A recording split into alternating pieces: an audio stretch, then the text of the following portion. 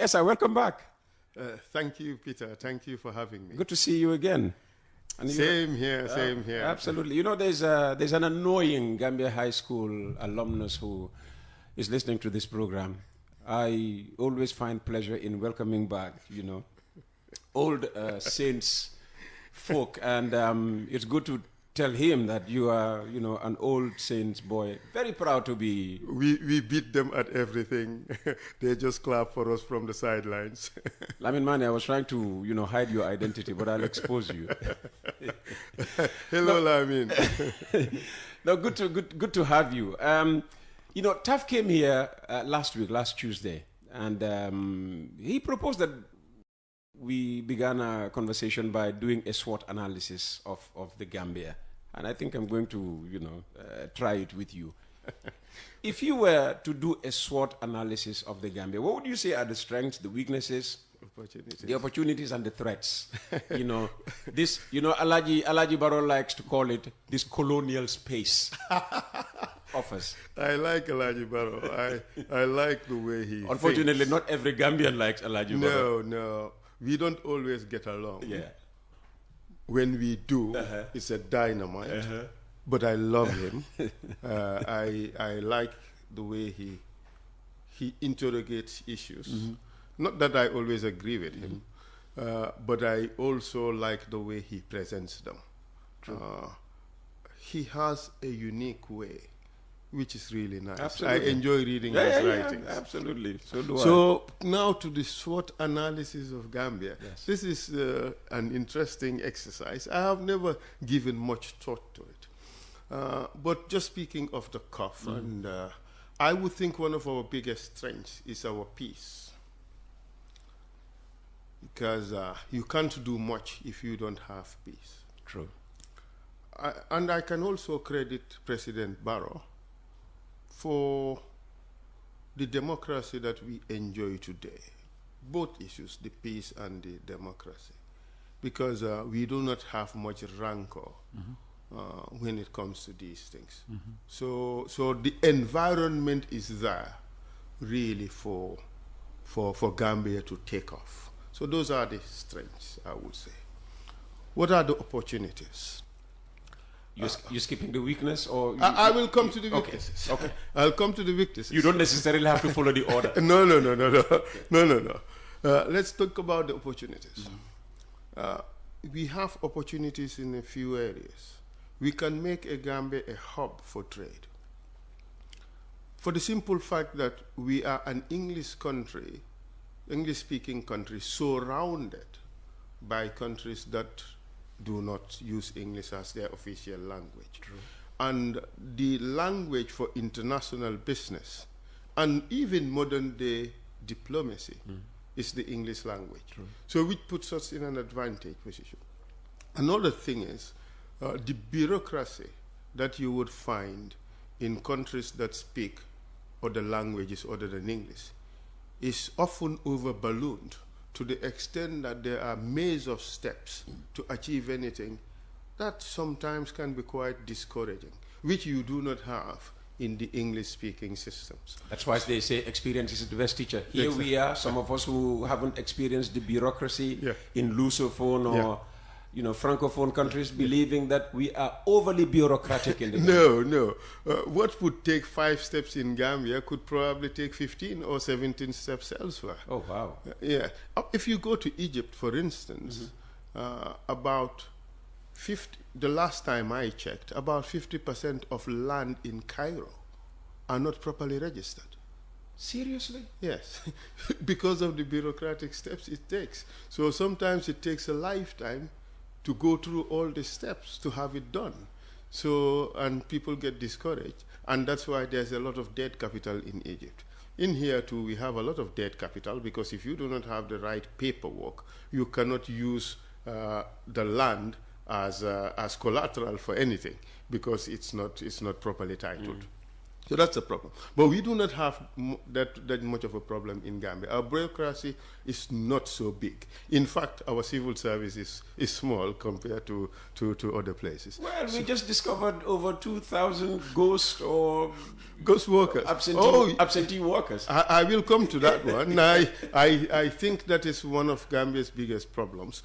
It's in fact, that brings me to the weaknesses. Mm-hmm. We have serious structural weaknesses. In the civil service, for instance, one is we have a lot of square pegs in round holes. We have a lot of untrained people in the things that really matter.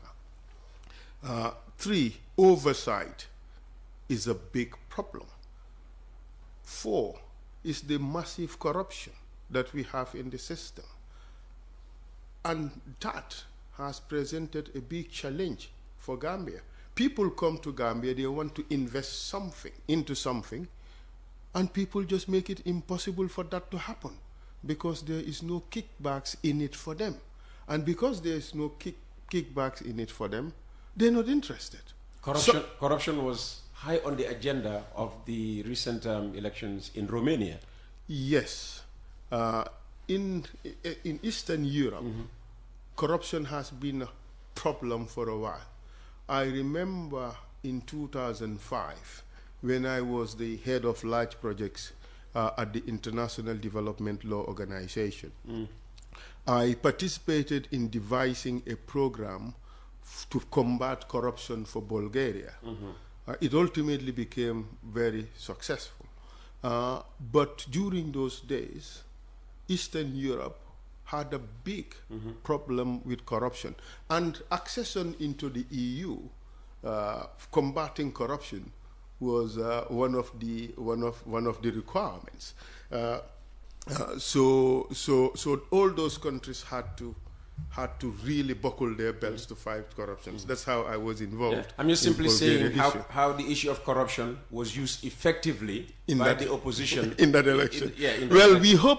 I hope to be able to do that come 2026, because the corruption in the Gambia is quite massive. We cannot afford. We deal with corruption on its own. Let's continue with the SWOT analysis. Okay. We haven't got to the threats yet. Fantastic. So corruption is maybe yes. Corruption is one of the threats. I mean, the other threats that I have identified is the structural problems in government itself, the lack of proper oversight mechanisms and things like that. The other threat that we have, nobody talks about it, which is the problem with security. Because for the first time in Gambia, we are beginning to see daylight robbery. People stand at the banks and wait for people to come out with big wads of money, and they drive behind you and attack you. People attack you in your homes. You know, in 2021, when I was launching my campaign, I said, we have to take security very seriously. For some of us who think that we have made it and built big fences around our homes, thinking that we are secure, it's our watchmen who will come after us. Oh. Yes, I said it. That's scary. Yes, I said it. Sometimes the things I say turn out to be just like exactly what happens later on. So I pray to God that the nice things I say would also happen. Amen to that. So that's why somebody sent me a video of one statement I made a while ago, and I was, wow. But the reason why it was what? Prophetically correct? Exactly. Oh, okay. Exactly. But also this is the benefit of experience. I was in Kenya after the post-elections violence of 2007, investigating what happened so that I could properly defend Ruto and Kenyatta. And what I saw there in Muthaiga was exactly what I was describing. Because people outside the tall fences are so poor, they don't have anything to eat. Whereas those in the big fences, they have it all. And you think that by just giving them little to get by, they would let you go scot-free. No. When a problem arises, you would be their first target. Sometimes it shouldn't be as bad as we have seen in this country, but these things do happen. And that's why I always claim that we should have a fairer and more just society, a society in which people should be able to get by, no matter how poor they are. If we do not establish that kind of a society, we'd have a serious problem in Gambia. But back to the threats. Security is going to be a huge problem. And with security, we've been kicking the ball down the road, the can down the road, when it comes to security sector reform. Up to now, our Gambian security forces are kept in limbo. In my book, they are being disrespected because they are being viewed as untrustworthy or incompetent to the extent that we cannot entrust them with the security of the state. Can you imagine almost 9 years of a peacekeeping mission in Gambia when this country is more peaceful than those countries from which the soldiers who are intended to keep the peace in Gambia come from? Gambia is certainly more peaceful than Nigeria, certainly more peaceful than Ghana in my book, certainly more peaceful than Senegal in my book. Why must we have their security forces in our country pretending to be keeping the peace? The answer has been provided. It's not for the Gambia government to decide when ECOWAS leaves. That's a decision left with ECOWAS. No, I disagree fundamentally. That's what they explain. That is wrong law. Whosoever advised them about that is not telling them the correct law. I would not be so insulting to say that the person who advised that does not know the law. But there's one fundamental principle of law, that is sovereignty. My friend, any lawyer should know that. Every nation has a sovereign will to decide what it wants for its country. So Barrow could wake up one morning and say, ECOWAS, thank you so very much for the past 8 years of stabilizing our security and whatever, but it's time to go, and ECOMIG will pack up and leave. They will have to pack up and leave. They will have to pack up and leave. ECOMIG can argue, but this is contrary to the agreement we have. This is contrary to the arrangements that were put in place. Fine. But notwithstanding, you'd have to go. So the breach could give rise to different consequences, but it would not give rise to staying put because of the sovereignty of the country. It's just like you have a person employed and you want the person to go. What do? Must the person say, I have a contract and I must therefore stay? No, you cannot force yourself into employment with a person. So, yes, your rights, your contractual rights would have been violated, but it gives rise to other arrangements. That is compensation for your losses. Mm-hmm. That is damages, but you cannot force it. So I think Gambia government, they just bluffed their way through. It is their modus operandi. They hoodwink the people. They come and tell us crazy stories because the thing is, most of our people... Well, thank God for people like you, who investigate the true story, and hopefully that's what you share on the radio. Now, as a lawyer and also somebody aspiring to become the head of state of this country, what's your understanding of the raison d'etre of ECOMIG, and is there justification for its continuity in this country? Let's call a spade a spade. What's the spade here? What's the name of the spade? Barrow is afraid of Gambia's armed forces. He does not trust them. He thinks that it is padded with Gambia loyalists, and therefore he is afraid to be overthrown. That is the truth of the matter. Why would he then promote the current CDS to his position and name new generals if he doesn't have confidence in them. Well, there you have it. You're talking about new. Or is that new? Is that all tokenism? No, it's not necessarily tokenism. Okay, it's rather rewarding and buying loyalty, such that those people would be loyal enough to ensure his protection. That is it. And you cannot blame him.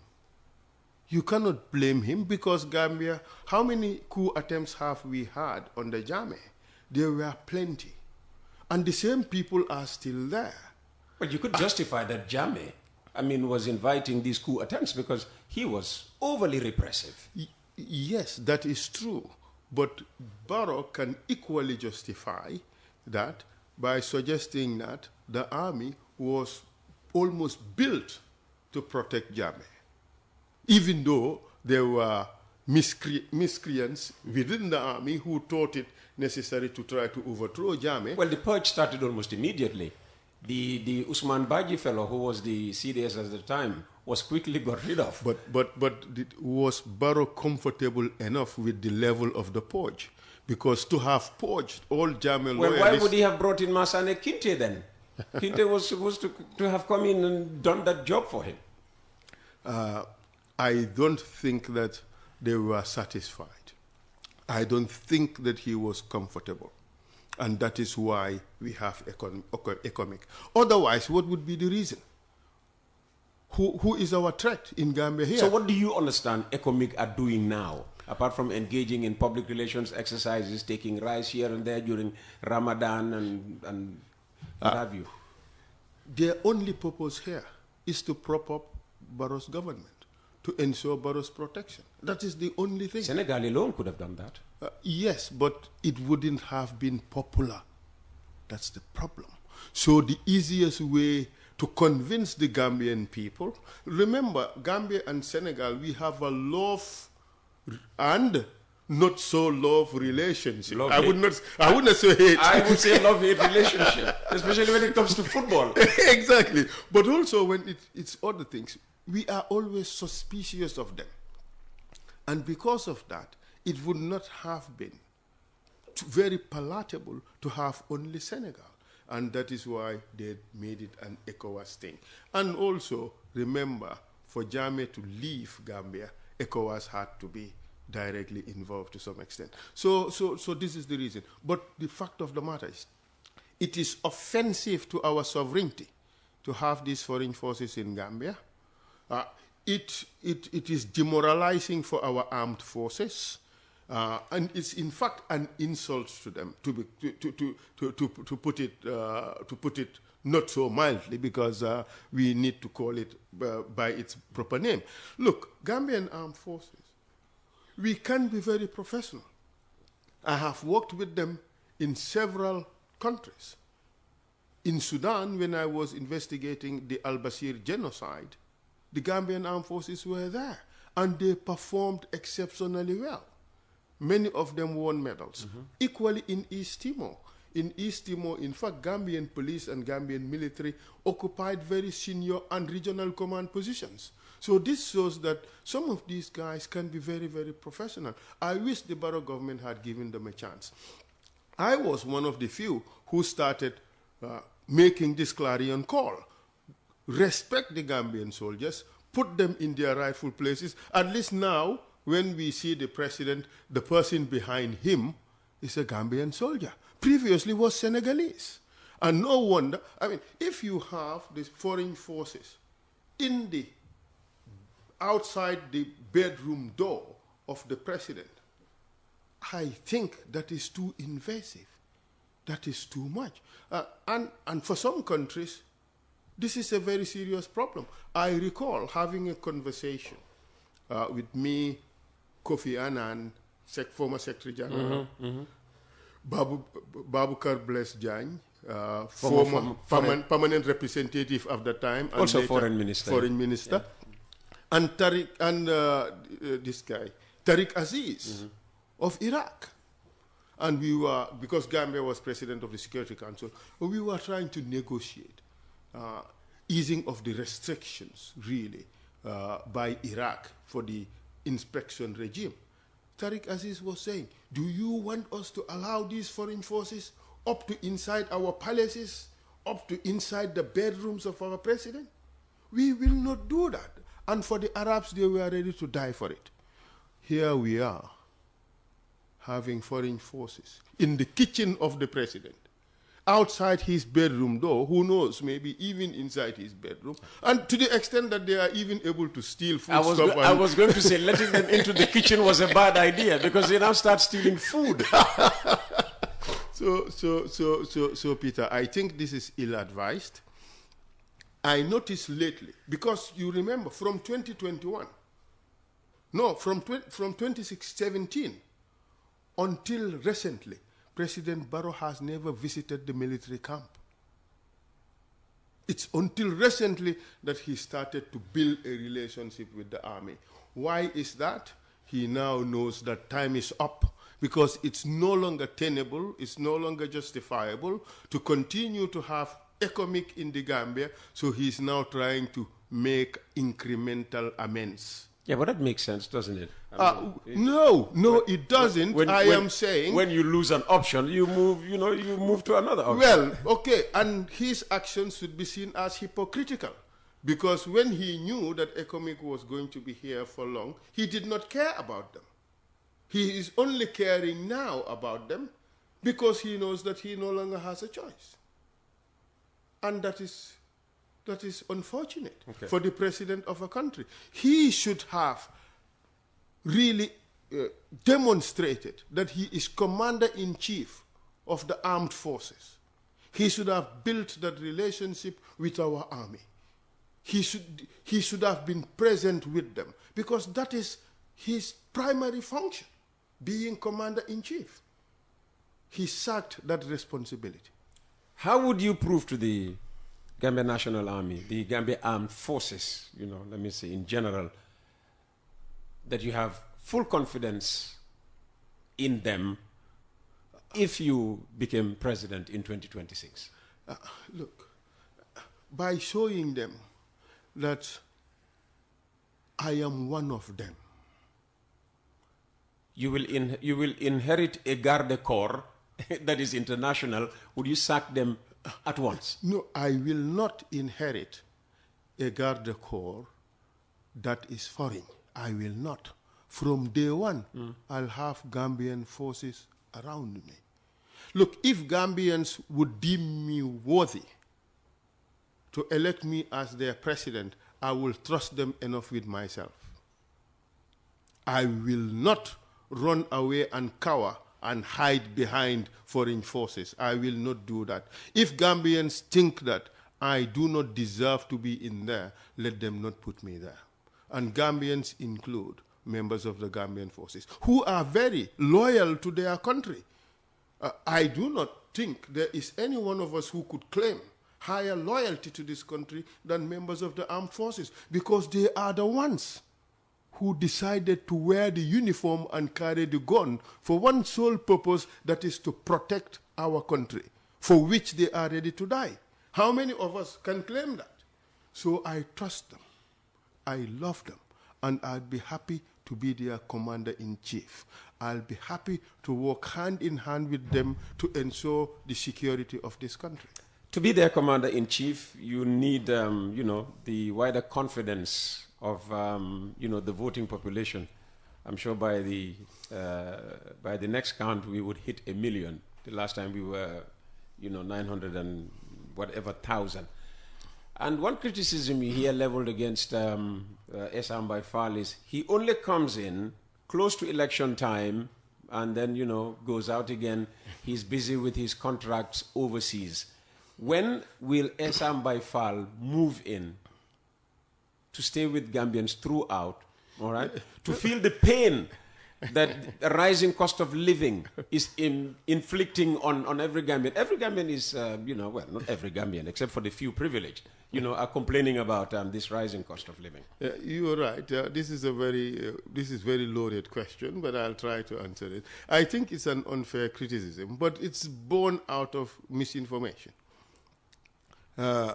The last time I ran under pressure from the people. I had no prior interest in politics. The people demanded you. Yes. They wanted Essa Mbaye to run for office. Yes. Even if Essa had said Pareguma, they simply said, no, we want you now. Look, now. Even up to if you would ask the person who moderated my launching, Mr. Drame, Haruna, yeah, he would tell you that the program was almost postponed or cancelled because I had to make the decision under pressure. But I said that, look, if this is what the people want me to do, I will make the sacrifice and do it.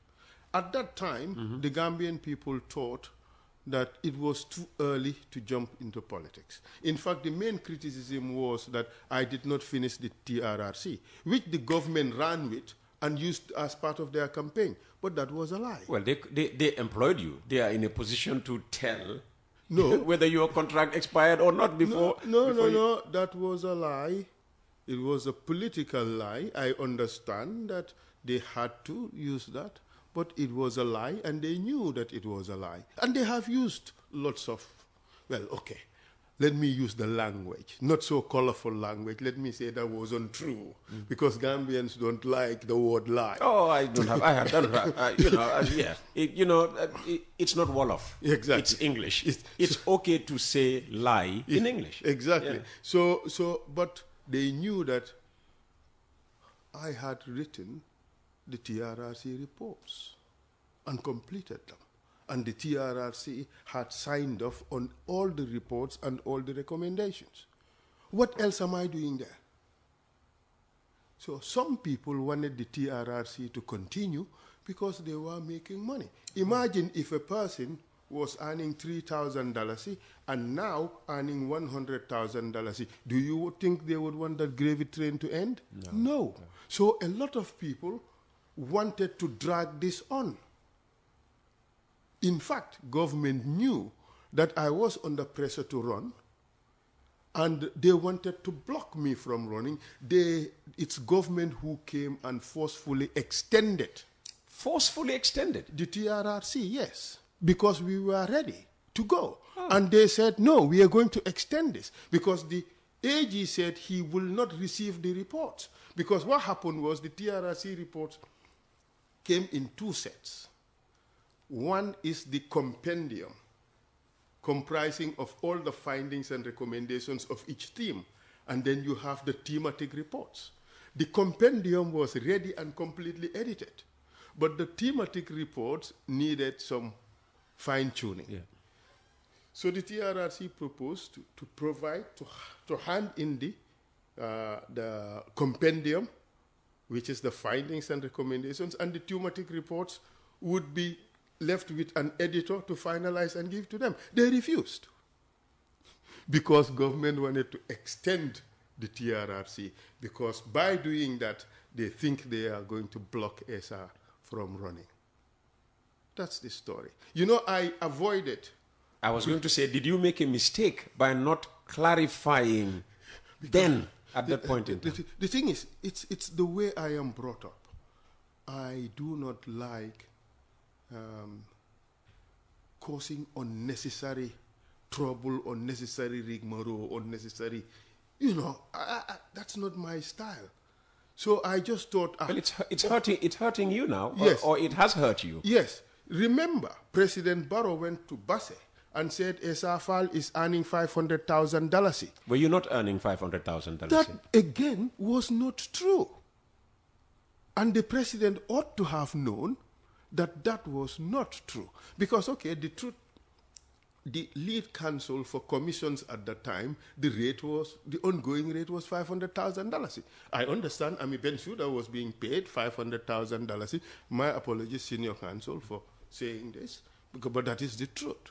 So when I came, the expectation was that Essa was also earning this $500,000. No. Did you ask to earn as much? No. I agreed with Batambedu to do this almost gratis. Oh. TRRC I did at no pay for Gambia government. I did it gratis. The $100,000 I was paid was for my transportation cost, because I was doing business in Dakar and running my consultancies. So they wanted me to be here to do the TRRC. But I needed to be in Dakar every weekend. So let's get this straight. You were not earning a salary, you were only accepting an allowance of 100,000 per month. Pretty much. We called it a salary. But that was to compensate for my transport cost, because I need to be in Dakar every weekend. My business was there. So we calculated how much it will cost me to be in Gambia for the week, and then I rush to Dakar for the weekend, look after my business, and then I'll come back. Okay, but whether you call it a salary or allowance or transport refund or whatever, you were the highest earner, right, in the TRRC? I am not so sure. Possibly. But I was paid initially 100,000. And then Batambedu realized that this was not enough for this man's transportation cost. So he asked another 10,000 to be added. That was after a year. So I was earning 110,000. And you wouldn't know whether the chairman was earning more or... I really don't know. But I think the commissioners were earning 100,000 each. So that and you had 110? Yes. Okay. You see. But the thing is, I could have been earning 500,000. Would you know whether the CRC chair was earning 500,000? No, I don't know that. Would you know whether the NHRC chair is earning 500,000? No, but these are different institutions. Well, commissions are commissions, aren't they? No. There are commissions that comes with risks to life. And there are certain commissions that don't, like TRRC. It comes with risk to life. Of course. It was quite glaring. Jamie could have sent, hitmen. But remember that the first week or few weeks into the TRRC, evidence came out of a list that was compiled by Jamie. His death wish list. My name was there. Oh. So there were security threats around me. And they got the TRRC very cheap. They were to give me a car, an orderly, personal security, and a guard at home. They did not have enough money to buy the car. I bought my own car. In fact, somebody was so crazy the other day to say that, Essa bought the Escalade from Jame Assets. Well, I got my Escalade even before Jame assets were confiscated or sold. Anyway, about years before. So that's just a crazy thought. But I had to buy my own car, which is strong enough to be able to do the weekly trip from Banjul to Dakar and Dakar to Banjul. I refused to take the orderly. I refused to take the security guard. I refused to take the watchman. I refused to take the driver. I was paying my own driver. So they got it almost for free. Okay. Okay. Or comment for him. It's already, 35, 36 minutes and we haven't even, You're still warming up, Peter. Started seriously. But what about but Peter, the residency question? What residency? I told you people, criticize you that... okay. Look, I did not leave Gambia to just go and live in The Hague and abandon Gambia. No. Some people even ask me, are you in The Hague or are you in Gambia? Yeah. Because I spent a lot of time when I was arranging this interview, exactly. A third party, I said, but Essa is hardly ever in this country. Actually, Essa is right there with you. Exactly. So my work arrangement at the ICC was I can work sometimes from home and sometimes from The Hague, and that is what I did. The residency requirements is that you are ordinarily resident. It doesn't mean that you are exclusively resident, you don't travel. No, you can go and come back for as long as I haven't severed my ties here. I was in The Hague alone, even without family, such that I can go and come as frequently as possible. I have, between my contract and now, I have been here more than 10 times. So why would you go to a place 10 times if you do not have. Yeah. So, and when you come, I mean, do you go up country? I mean, you're looking for votes up and down the country from Banjul to Koina, if Koina is the last point of the Gambia. Look, let them do a survey. Let them just do a survey. When you say them, who? Government, anyone. And check who is addressing the most pertinent issues for Gambians in Gambia. There won't be any politician who will beat me. Yeah, but because on a daily basis... You could do that from Banjul. I'm asking whether you are connecting with people at the grassroots level. To the extent that I can, yes. To the extent that I can. We have to also realize that I was doing a very important job for the international community, the ICC. This comes with important responsibilities. I would not just sack them and just go on a frolic of my own. But that is why I have decided to resign from the job to focus on 2026. And I did that almost 2 years before 2026 elections. Remember, I filed the warrant of arrest application for the president of Myanmar in November. And I was ready to conclude by December. And the chief prosecutor of the ICC asked me to help and do other things. I did. Even now that I am here, I am back completely. I don't have to go to The Hague anymore. I still have some responsibilities towards the court because there are things that they want me to do, and I am doing them. But gone are those days that when you do a job for some institutions, you have to be there physically present. No, I am working virtually. Nowadays it's very easy. Yeah, that's But be rest assured, for those who thinking, oh, is he here or he's not here? I am here, and I am here for good. Well, this morning he is here. and I am focused exclusively, almost exclusively, on 2026. But that doesn't mean that I cannot do other things. I mean, I should have a life outside politics. It's a huge sacrifice being in politics in Gambia, to be quite candid. All right? At least for me. I am not running to people to take something from them. Some politicians do that. They live off people. I don't. I want to live off my own sweat. And to live off my own sweat, I have to work. I have to do consultancies. I have to give advice to governments and things like that. So it means I'd also have to travel now and again. It means I have to do work for other governments now and again. I have to survive. And also I am one of those politicians who people look up to help them with some of their problems. I thank God that I am able to give, and I want to be able to continue to do that. I don't want to be here wearing big haftans, going around and people contributing for my daily survival.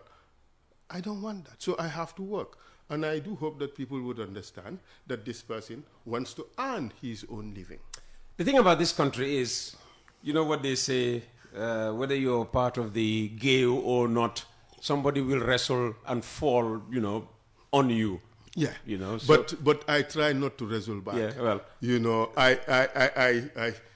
When they wrestle, they come with a lot of stuff. I don't want to be stained by that. I'm coming to that. I'm coming to that stuff. And some of the stuff you had for 2021, I'm yet to hear the new stuff, if there is any new stuff for 2026, was that not only did you contribute in drafting some of the draconian laws for Yaya Jammeh, but you went on to defend criminals wanted by the ICC, Charles Taylor, you mentioned Ruto earlier on. And so what's the true story about how Essa Mbaye, gets his international consultancy work and legal work? Okay, some people speak out of ignorance, others out of deliberate lies. Some people know that what they're going to say is a lie, and they still go ahead to say it. That just shows how rotten our society is in some respect. some of these people you also don't blame. But Gambia is a society where everybody thinks that he or she is a PhD in everything. You know, people come up with stories, and sometimes you're so amazed as to how brazen or bold one could be to just concoct these stories. In the first place, about the decrees, I was a baby lawyer when the decrees were being written. I was called to the bar in August of 1994. How could I have been the author of the decrees? The coup happened in July. The coup happened in July. Yeah. My bar, July 22nd, my bar final results came out on the next Monday. That was around 24th or 25th of July. My bar final results came out. So but by then I was already working at AG Chambers, not as a lawyer, but because I was bonded. So from straight out of law school, we have to now report to AG Chambers. Bonding means because government sponsored his education, he had to work for a certain number of years. So in fact, I did not want to work for government. Which is why you were bonded. Yes. So because when we arrived, we were four lawyers who qualified. Myself, Aida Jallo, Rachel Mbuj, and Musa Gassama, and the late Henry Carroll. Okay. 5 of us. AG Chambers had 3 vacancies. Henry Carroll was already a staff of AG Chambers, the late Henry. Musa Gassama did not want to be a lawyer. He did not want to be a practicing barrister. Rachel Mbuj did not want to work for government. She was now Rachel Mendy, Mrs. Rachel Mendy. So it was 3 of us. They had 3 positions, but there were 4 of us: Musa Gassama, myself, Aida Jallo, and the late Henry Carroll. I told Mrs. Bensouda that I want to go to private practice. She said, "No, Mr. Fall, you have no choice about this. You are going to stay here." Because she held our results and knew who was who. And she decided that Musa Gassama, I think I'm better off sending you to the magistracy. Essa and Ida would have to stay here at the AG Chambers. For Henry Carroll, they had no choice because he was already a staff there. Rachel went to practice. So I did not want to work for government. But so how could I have been the person who drafted decrees? I was the most junior lawyer at the AG Chambers at the time. It didn't mean that just because you were not there in July or August or even September, you couldn't subsequently... Because decrees were coming up all the time, weren't they? Remember, decrees stopped coming. When? At the Second Republic, when the Second Republic came about. That is after the passage of the 1997 Constitution. Yeah, but we're talking about 1994 now, aren't we? Yes, okay. Yeah. Just give me a moment. Yes, sure. I worked at the AG Chambers 1994 to 1995. Then I had a scholarship to go and do a master's. So I wasn't there for the rest of 1995 and all of 1996 because I did master's degree in legislative drafting and public law. So when I came, I became acting parliamentary counsel, the one who would draft the laws of the country. So because of that position, they thought I drafted decrees. But decrees had stopped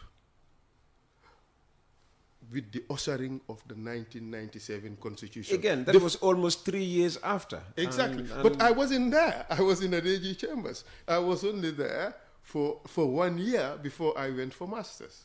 So during that time, I was a trainee lawyer.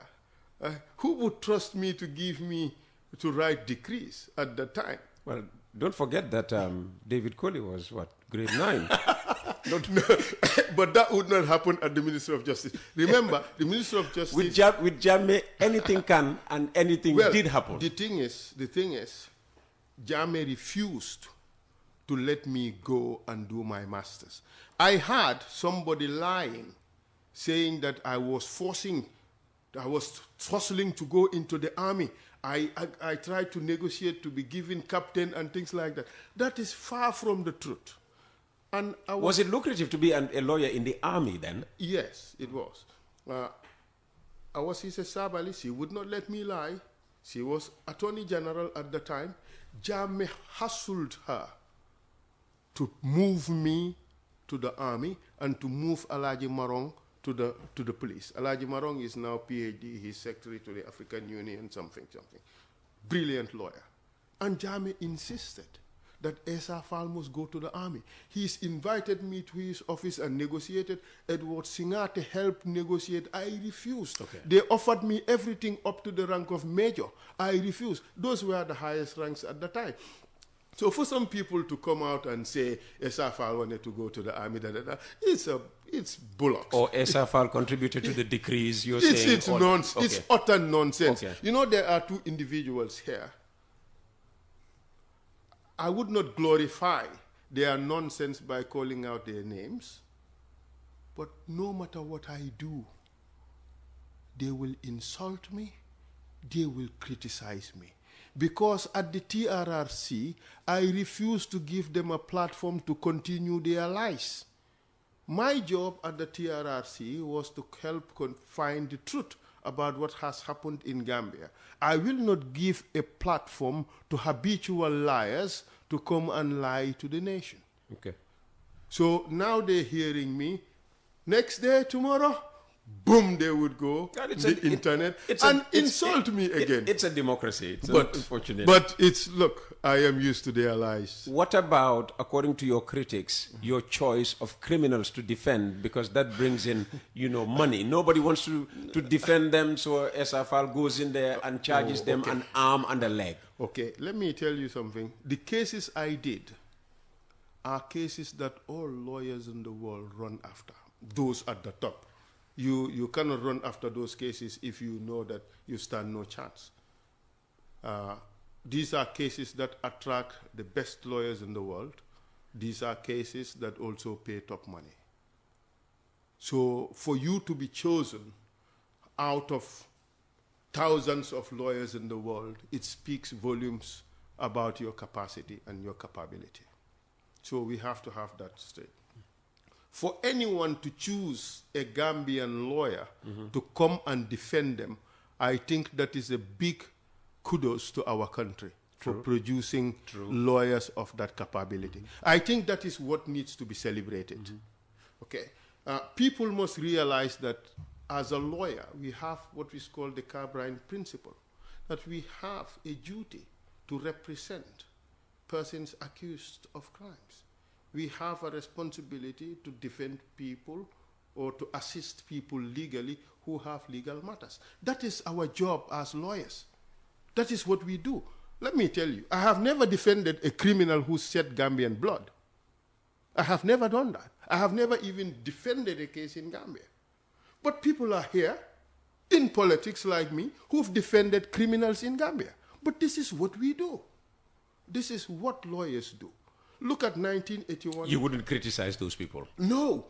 I would celebrate them. I learned from them. I thank them for showing me the way. Principal amongst them is Ba Usainu Dabo. He represented many of those who were accused of treason in 1981. And he managed to get a lot of them off the hook. Can you imagine the travesty it would have been if any one of those people would have been hung simply because there is some evidence that was produced against them, whether that evidence was a lie or not. So these are important principles. Then next to the next point, people say I defended Charles Taylor. No, I did not. You did not? No, people don't understand. I came to represent Charles Taylor after he was sentenced for 50 years imprisonment, and after his appeal has been concluded. Okay? That is when Charles engaged me. You know who was his lawyer before me? Who was? The current prosecutor of the International Criminal Court was his first lawyer. Khan. Khan. And Khan left. Then Courtney Griffiths, King's Counsel of the United Kingdom, one of the most famous black lawyers in the world, represented Charles Taylor. We remember him on, he gave most of the interviews on BBC at the time. Exactly. Yeah. And Courtney was my friend as well. So When Courtney left, Cherno Jallow represented Charles Taylor. Cherno Jallow is now aspiring to be a judge in contest with Batambedu to become a judge at the International Court of Justice. Cherno Jallow? Charles Jallow. Okay, I was going to ask whether of the CRC. No. Okay, Charles Jallow of Sierra Leone. Okay. All right? And then when all those were done, then Charles engaged me because I am one of those unique lawyers at the ICC or the International Criminal Bar who is a top investigator and a top trial lawyer. Okay? So that's why my services are highly sought after.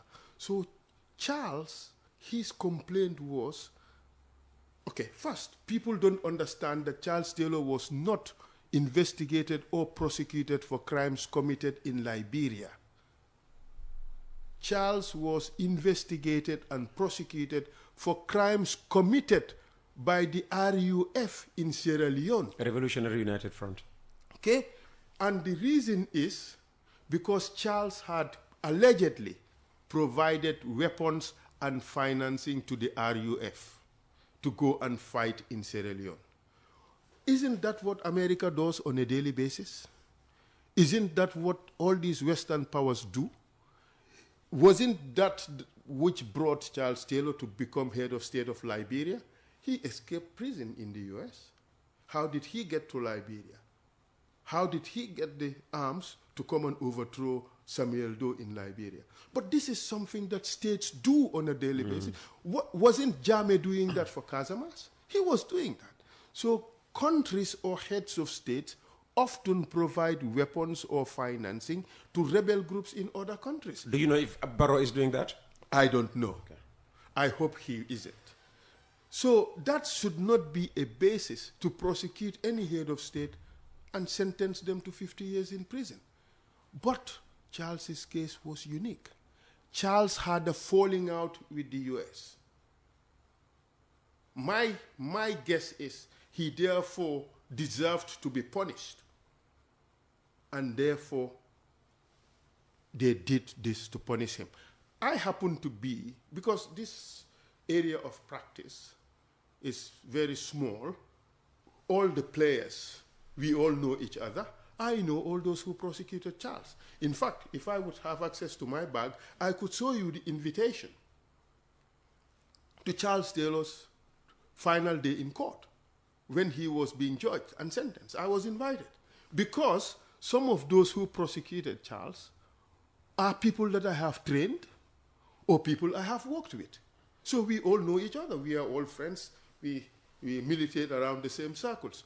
So therefore, Charles was sentenced because he is an African leader who had fallen out of favor with the U.S. government, and he was prosecuted for everything that for something that the U.S. does on a daily basis. Charles is the first head of state who is sentenced, convicted and sentenced for providing support to armed forces or rebel groups of another country. He was not prosecuted for crimes he has committed in Liberia. So Charles's human rights violation in Liberia was not an issue. That is something Gambians do not know. The other thing is, Charles felt that the reason why he was convicted was for an arms shipment for which he has no knowledge of. And he wanted someone, an expert investigator, who could organize that investigation and engage the court to revisit his judgment and challenge his conviction in court. Enter Essa Mbaye. Because I am one of those, that unique breed of lawyers in this business who can lead these investigations and also lead the case in court. That's how I came to represent Charles Taylor.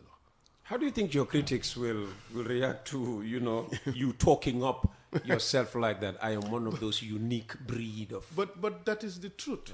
Whether they like it or not, that is the truth. It takes me back and that is the difference why when I want, I can go and work abroad and they have to stay here. That's the difference between us. We have to just accept it when people are able to achieve certain things. I think I am one of the most humble people one could ever meet. But because of that, I Oh do no, not. I know a minister who would say that is the person with that person has a name of Adam Barrow. Yes, but the thing is, because I am sometimes quiet about these things, people attack me because I don't explain these things. But let me say this. I represented Charles Taylor pro bono, for free. Oh. For free. Ibrahim Yila is the principal legal counsel for the Special Court for Sierra Leone. He's my junior. I trained him. I can provide his number. Let them call him. He will say, yes, Mr. Fall represented Charles Taylor for free, pro bono. The other person I represented... Why did you do that? Because this would give you an international platform to, quote-unquote, market yourself? No, all these lawyers want these cases because it's a badge of honor. It's only Gambia that I am being castigated for having represented Charles Taylor. Everywhere else they will say, wow, because these are complex and high-profile cases which would increase your standing in the international criminal bar. Every lawyer would want it. Would you say it was that opportunity that ultimately led to you having this ICC job that you just quit? Well, the thing is, it's a lot of things. It put you on I have done a lot of things. It put you on an international, Remember, I have worked on the cases of over 8 presidents. Really? Yes. I didn't know that. I did Omar al-Bashir, president of Sudan. Sudan. Okay. I did Uhuru Kenyatta, president of Kenya. I did William Ruto, president of Kenya. I did Charles Taylor, Liberia. I did Gaddafi. And I did president of Myanmar. So 7. Maybe. And I did Yahya Jammeh. 8. Wow. There you go. So, and if you look at the International Criminal Bar, the list, and you look at the cases they have done, there is no one who registers that number of cases dealing with heads of state. Well done, you. So, Essa but Mbaye let me talk about Saif al-Islam Gaddafi. Yes. Gaddafi was convicted in Libya for the same and sentenced to death for the same crimes with which he was charged at the ICC. Double jeopardy. This is legal language. Yes. What does, it does is, double jeopardy mean? There's a law that you cannot be prosecuted twice for the same crime. Okay. So he was already sentenced to death in Libya for the crimes he allegedly committed there. Okay. After a few years, out of a political settlement, he was pardoned. But the ICC indicted him and wanted to prosecute him and not to recognize the process in Libya. But before that, the Gaddafi family had engaged our team to advise them on how to deal with what was happening before Gaddafi was killed. And we gave them stellar legal advice. They rejected it. And all the things that we predicted in our memorandum, they started seeing it unfolding. And Gaddafi was trying to reach us before he was apprehended and killed. Too late. Too late. Yeah. So when this happened to Saif al-Islam Gaddafi, he decided to reach out to that same legal team. And therefore, Saif engaged me to help him. But this was even after his case was confirmed by the pretrial chamber, and then it has to go to appeals chamber. I represented him on appeal to argue that he should not be prosecuted because he's already been prosecuted. I did it for free. Again, pro bono. Wow. The only legal fees I had received for international criminal defense is the Kenyatta case and the William Ruto case. Fantastic. And those people, we got them acquitted. Well, not necessarily acquitted. The ICC withdrew their cases simply because the cases were bogus.